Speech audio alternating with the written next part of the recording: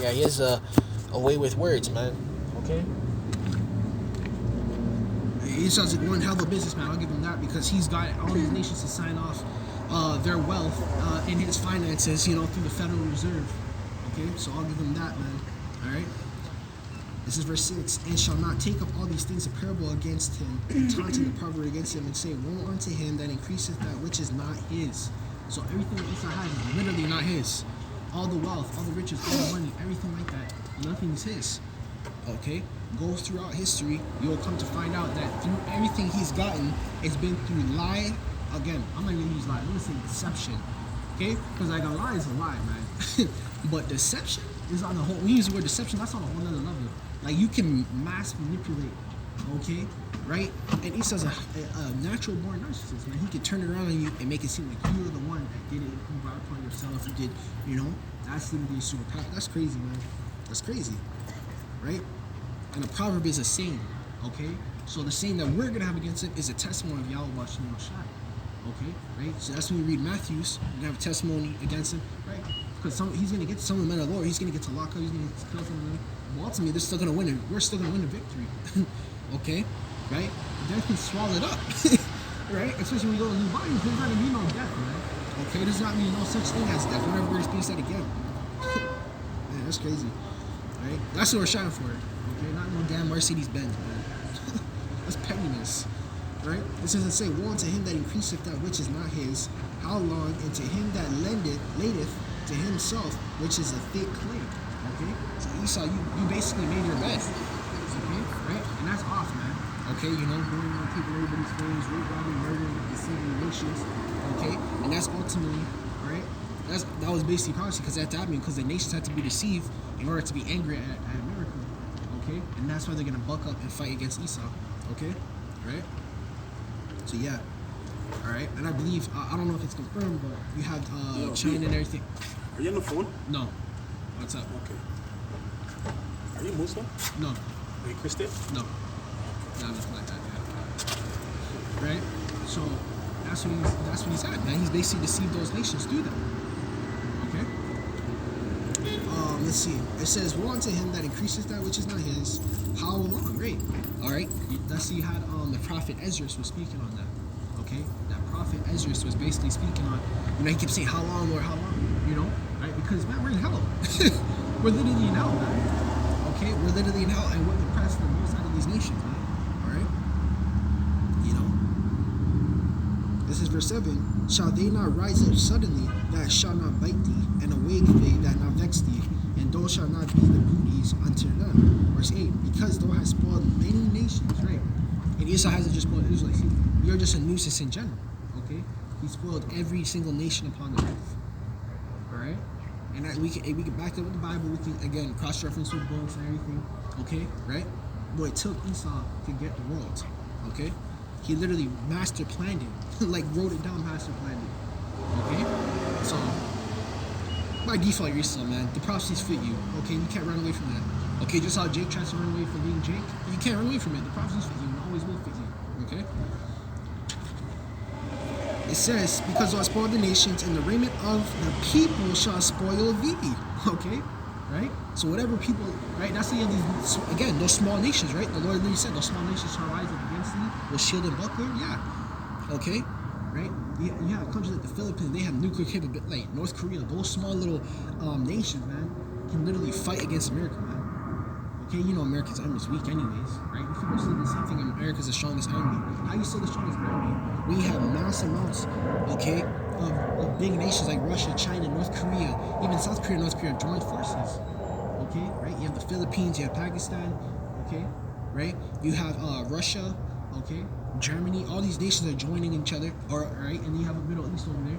Really, the only true ally that America has is these American nations over here, right, over in the northern hemisphere, okay? What is called those South American nations are going to start to join forces with it. Watch, man, just wait and see.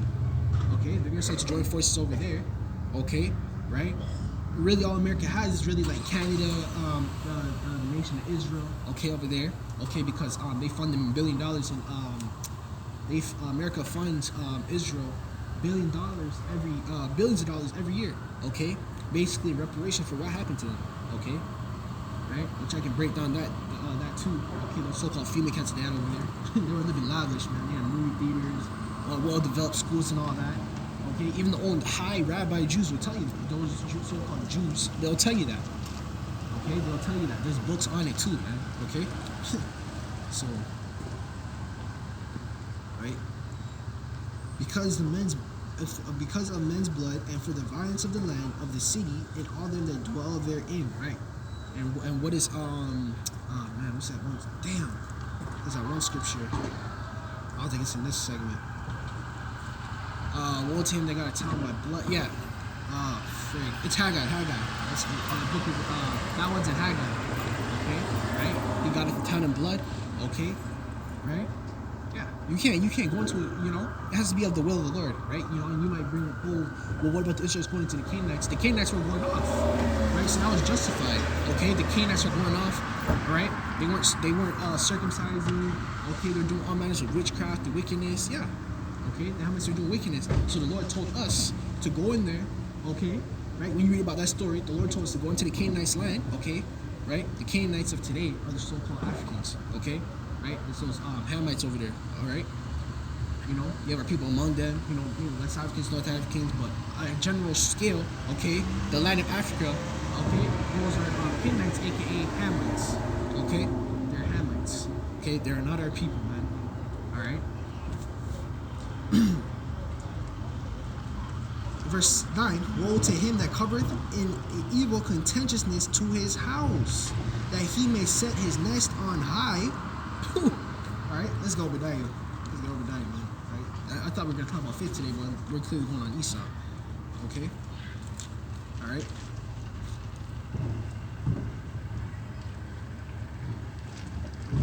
Right? You build your nest on high. Who's that talking about? I'm talking about Esau. Okay, who's trying to consistently exalt himself high? Alright? Which is they try to resemble themselves as that Egyptian bird, aka the phoenix, rising from the ashes. Okay? Which rising from the ashes represented the Greek Empire and the Roman Empire, because those empires are currently in this modern day reincarnated. Okay? They are reincarnated into America. Okay, so that's that. Okay? Now let's get Obadiah, okay, to back up that precept. Okay? 729. Right, let's get Obadiah, man. Alright, this is Obadiah chapter 1. It's lucky. I read it the other day too. Oh, so I'm doing 114. I think it was 114. So lucky, man. I can't remember what it was.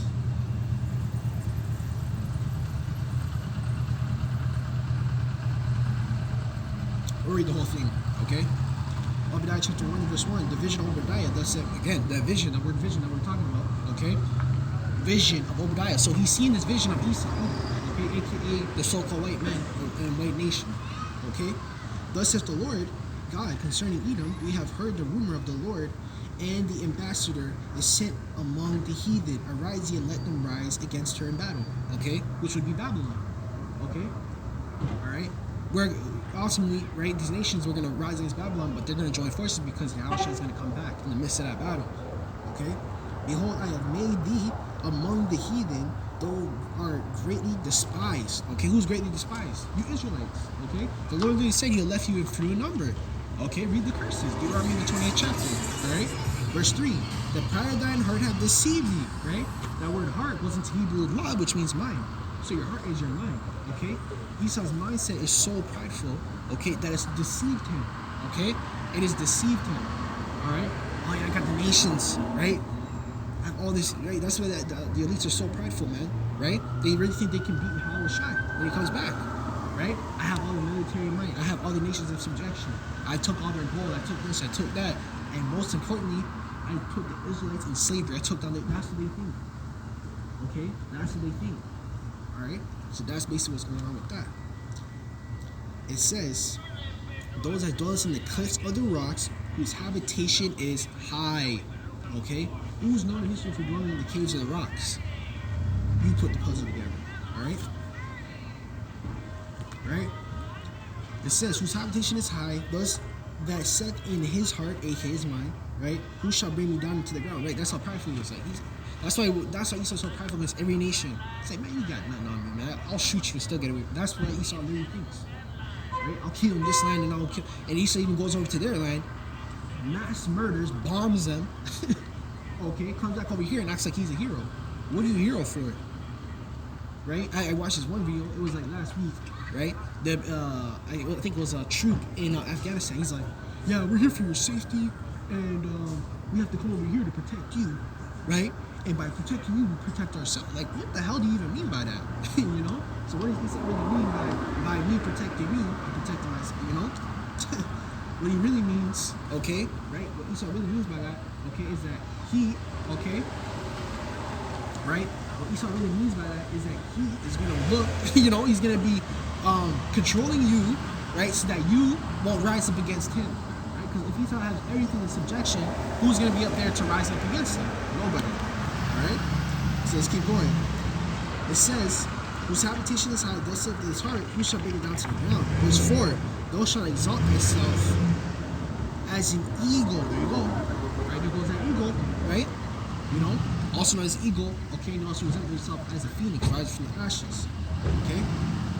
And those shall set thy nest among the stars. That represents Esau going into space. Okay? Esau went into so-called space, went on the moon, all that crap. Okay? Now let's go back. Okay, upon his saying, right, so we read verse 9. It says, woe unto him that covereth in an evil contentiousness to his house, that he may set his nest on high, right? And that's why America was known as the greatest nation, right? They were the highest, okay? Come on, man, you gotta put the puzzles together at this point, all right? You know? It says that he may be delivered from the power of evil. Verse 10, thou hast consulted shame to thine house by cutting off many people and hast sinned against thy soul. Verse 11, for the stone shall cry out of the wall, and the beam out of the timber shall answer it. Verse 12, woe unto him that buildeth a town with blood and establish a city in iniquity. Iniquity is sin. That's talking about Esau, Edom, man. Okay? Go back to Obadiah. Okay? This is Obadiah. Alright? Verse 5. If thieves came to thee, if robbers by night, how are thou cut off? Would they not be stolen till they had enough? Right? So Esau has stolen. How much more do you need to steal? Okay? How much more do you need to steal? That's what he's asking. Okay? That's how prideful he is. Okay? And the verse before is talking about how prideful he is, and then he's going into his actions. Okay? That's not confidence. That's confidence and pride. And unrighteous pride at that. Okay? Because you're killing everybody, you're destroying the earth, and then you blame it on everybody else. Oh, you're not the hey, come on, man. Okay? So there you go. Right, yeah, we've been on for another minute.